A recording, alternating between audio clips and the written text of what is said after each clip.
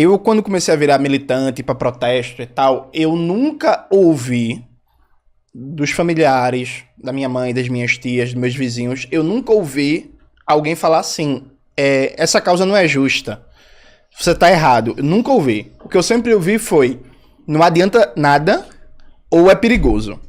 Então, assim, na consciência imediata do povo, quando você fala assim, pô, eu vou para um protesto contra o aumento das passagens, você nunca vai ver alguém dizendo assim, não, tem que protestar não, tá certo aumentar a passagem. Você nunca vai ver ninguém dizer assim, tá certo, tem que aumentar a passagem. O que você escuta as pessoas dizendo é perigoso, e de fato né? Você pode ser preso, você pode levar uma bala de borracha, perder um olho e tal. Ou então dizer que não adianta. No sentido de que, todo ano aumenta, todo ano tem protesto e continua aumentando. Muitos anos depois de viver, de começar a militar e tal, eu li um livro do Clóvis Moura, que é O Negro do Bom Escravo ao Mau Cidadão.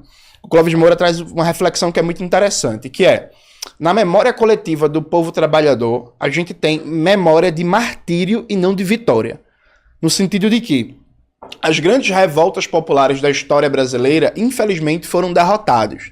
Né? Então, Malês, Quilombo dos Palmares, cabanagem, balaiada, tentativa de Revolução de 30 e por aí, de Revolução de 35 e por aí vai.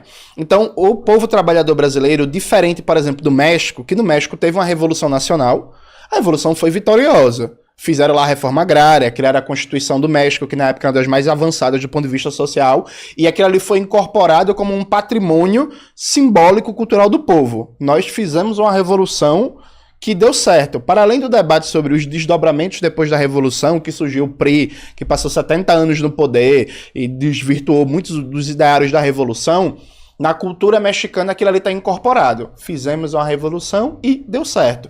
Então, na subjetividade da classe trabalhadora mexicana, é muito mais fácil você dizer assim, se a gente se unir e lutar, a gente ganha.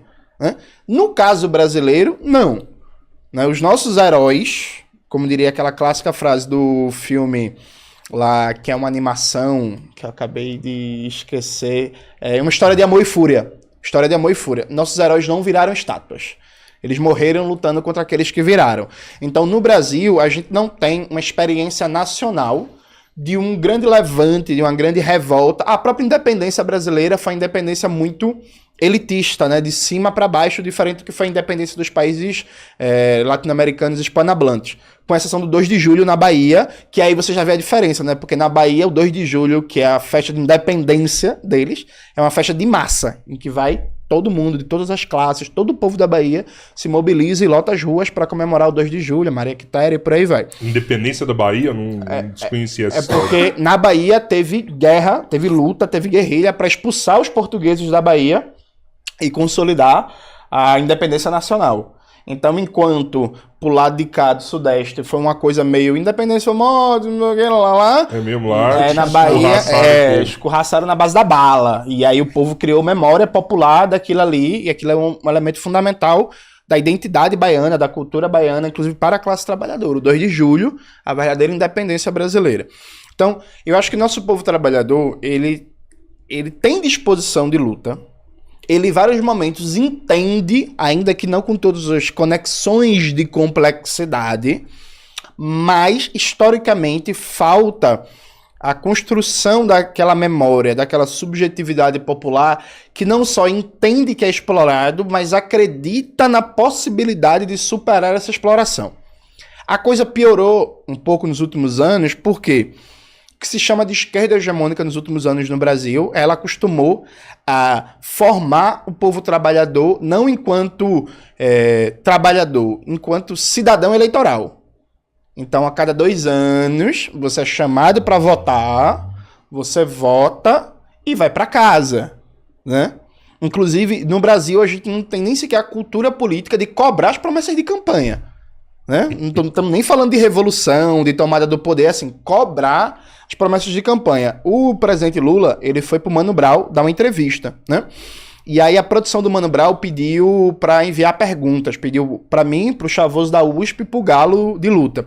E eu enviei uma pergunta falando sobre as promessas de campanha do presidente Lula. Revogar as privatizações da Petrobras, a refinaria Landolfo Alves na Bahia, a Isaac Sabá no Amazonas, a Clara Camarão no Rio Grande do Norte, revogar contra a reforma trabalhista, contra a reforma da Previdência, contra a reforma do ensino médio. Aí eu formulei uma pergunta bem bonitinha e que eu dizia assim, presidente, o senhor prometeu isso na campanha e não dá para dizer que a questão é o Congresso, porque quando o senhor prometeu, o senhor sabia que não teria maioria no Congresso, porque ele sabia que não elegeria 300 e tantos deputados, e depois que eleito, o senhor não toca mais nessas promessas de campanha, não mobiliza a população e não faz como outros líderes da América Latina, como o presidente Gustavo Petro da Colômbia, que acabou de aprovar uma reforma trabalhista, reforma mesmo que amplia direitos, o Senado disse não, ele falou, tá bom, então eu vou fazer um plebiscito. O Senado barrou o plebiscito, ele saiu correndo no país, mobilizando o povo para defender o plebiscito, o Senado ficou com medo, recuou e falou, beleza, eu aprovo a reforma trabalhista. Desidratou. Sim. Tirou um pouco dos direitos que estavam ali, mas a reforma trabalhista que amplia direitos. Aí a Cimaia, que apresenta o podcast junto com o Mano Brown, ela fez a pergunta, né? Não como eu formulei, mas ela fez a pergunta no geral. Sabe qual foi a resposta do Lula?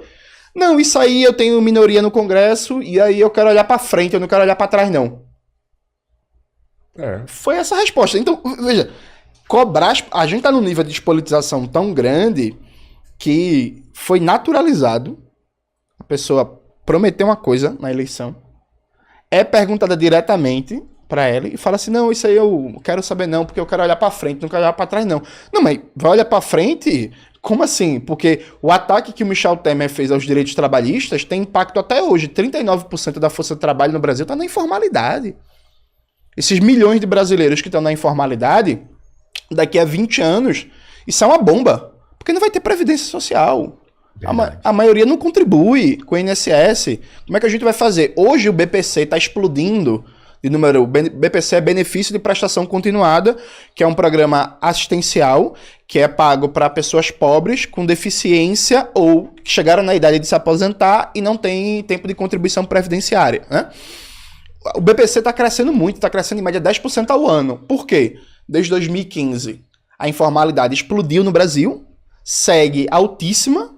Então, mesmo quando dizia assim, o Brasil tem só 4,5% e 4,9% de desemprego. Mais ou menos, né? Porque o que o IBGE está medindo não é desemprego ou emprego, é ocupação ou desocupação. Então, no cálculo atual das estatísticas brasileiras, se você entrega comida pelo iFood com sua bicicleta, trabalhando 12 horas por dia para ganhar um salário mínimo, você está empregado. Mas você não está empregado, você está fazendo um trabalho informal, um bico que é o que dá para sobreviver. Veja, o BPC está crescendo ano após ano. Porque as pessoas estão chegando no tempo de se aposentar, não tem tempo de contribuição previdenciária, e aí vão para onde? Vão para o BPC, né? Então, veja, não dá para você chegar, não, eu quero olhar para o futuro, não quero olhar para o passado. Não, se a gente não resolver isso agora, daqui a 20 anos, a gente vai ter uma massa de 50, 40 milhões de trabalhadores que vão chegar em idade de se aposentar e não vão ter contribuído com a Previdência. E aí, como é que a gente faz?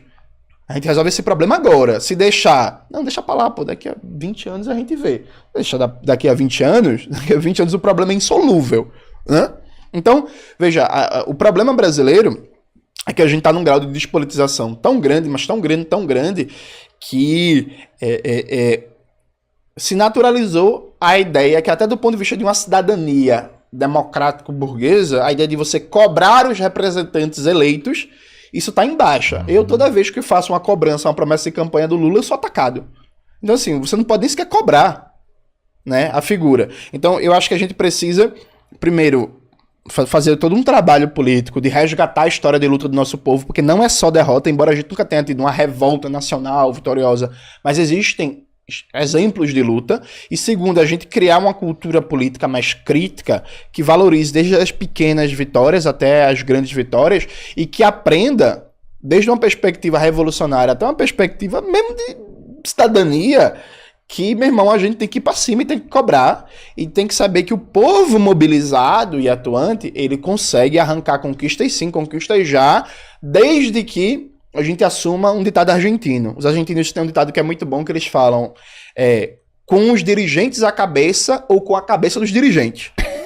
Ou seja, Los hermanos então. Los hermanos são brabos, que é basicamente o seguinte: você é dirigente sindical, você é deputado, você é prefeito, você é governador, beleza, você assumiu um cargo de liderança, né? Então você tem que cumprir tarefa. Você não pode só querer o lado bom de ser líder, não. Você tem que querer também a sua responsabilidade. E se não for com você na cabeça liderando, a gente vai pegar a sua cabeça. Então é com os dirigentes na cabeça ou com a cabeça dos dirigentes.